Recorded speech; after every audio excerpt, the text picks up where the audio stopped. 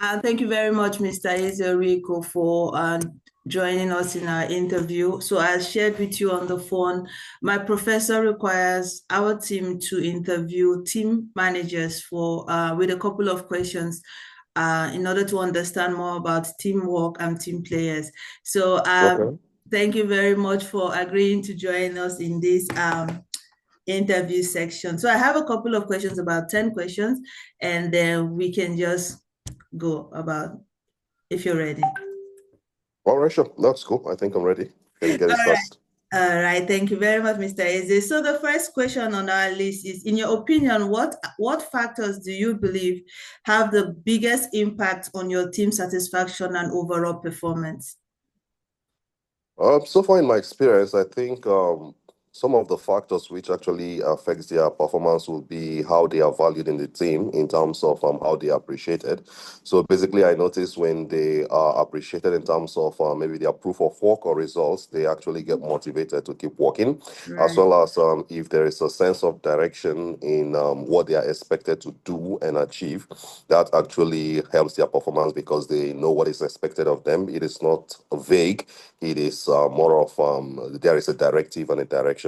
So I think generally those are the main factors, and the other is the working environment, how Right. emotionally hygienic it is. That Right. also affects how Affects they them. perform.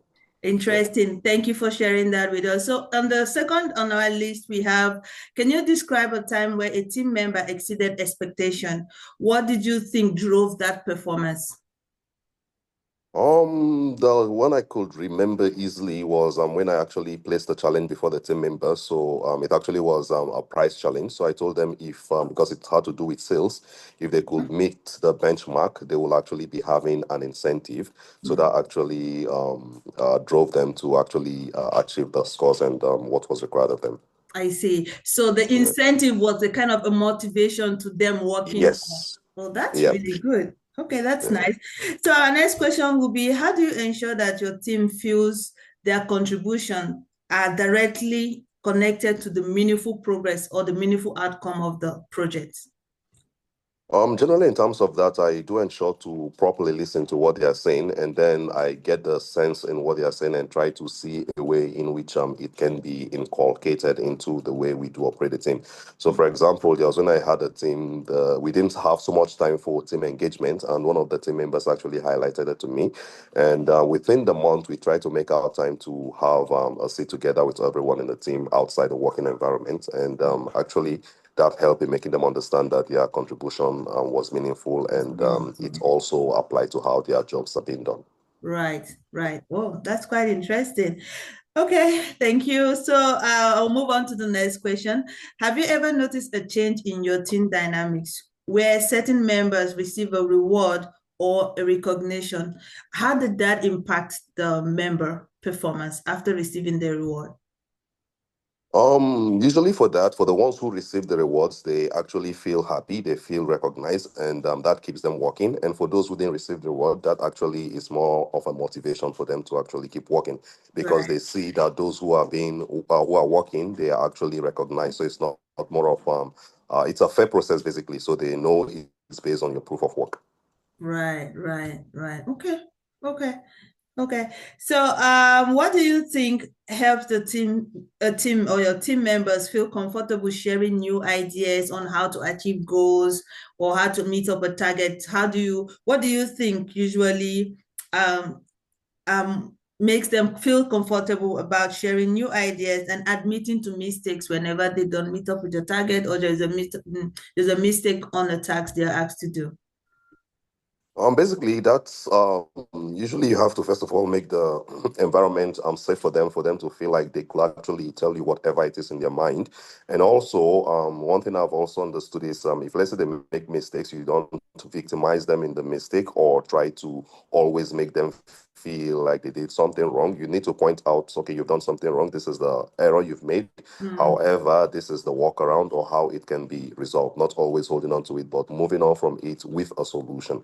So I that actually makes them feel comfortable to share their mistakes as well as do inform you of new ideas and all that because they don't feel like they are going to be victimized. It's more or less a place where they can feel comfortable to share their thoughts and whatever it is they're thinking. Right, right. So that means like embracing their mistakes and in other ways still correcting them why they realize what they've done and how to go around it to avoid it in the future. Is it? Exactly. I Yes. see. Okay, that's brilliant. So on our list now, the next one will be how do you adjust your leadership approach when managing different personalities within the team? Generally, in terms of team handling, personality obviously is a major factor. So you need to understand who you're dealing with, and then you will understand how to work with them. For example, some people are a bit more sensitive than the others, and so you need to handle them in a type of way that you won't handle someone who's generally not sensitive.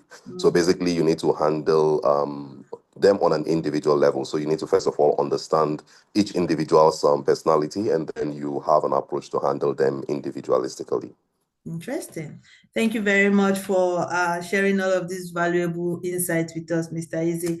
So I'll move on to the next question. So, Can you share an example of how you've navigated a situation where a team member was disengaged or demotivated? How do you handle such a situation?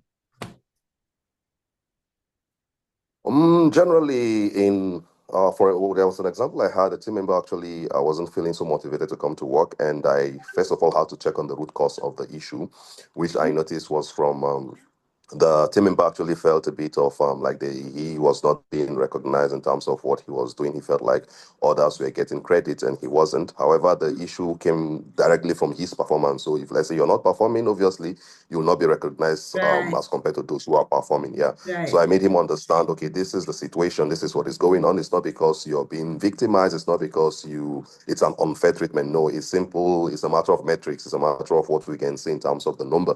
So I actually tried to pull him out of it, and he actually started walking and got back on his feet again. right. That's a very good way to kind of analyze it. They need to understand, okay, this is what you're not doing wrong, this is what you're not doing right, and how you can go about it so you can get motivated again to come back to work. That's kind of interesting. Yes. Yeah. So what do you believe helps teams stay motivated and engaged over time, especially after completing a major task like a sales, like in your case? Generally, I think for that, what keeps them motivated is always ensuring that there is a goal to be achieved. So, meaning if let's say a benchmark has been met, you need to extend the benchmark or move on to something else. So, if Okay. let's say a target has been met, you move on to the next goal. You just have to keep having different goals. So, basically, exploring different aspects. So, or sometimes it might be sales, the next time it might be utilization, the next time it might be attendance. So, you just need to make sure that there are projects or things that will keep them always motivated and keep them going. Right. So you Brilliant. don't keep a dull moment, basically. That's brilliant. Okay. So how do you align team objective with individual members' personal or professional goal? How do you align them?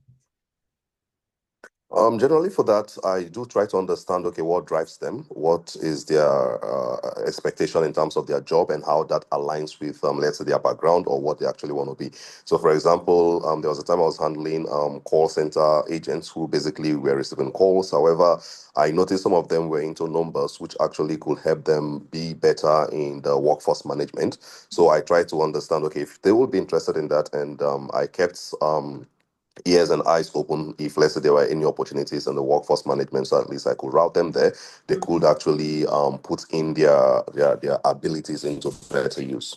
Right. Interesting. Okay, this is going to be the last question. So far, I'm very grateful for your time in answering all of this. So in the last question Sure, we sure. have is, in your experience, what form of acknowledgement or feedback seems to resonate most with your team members? What kind of feedback or acknowledgement do you think resonate more?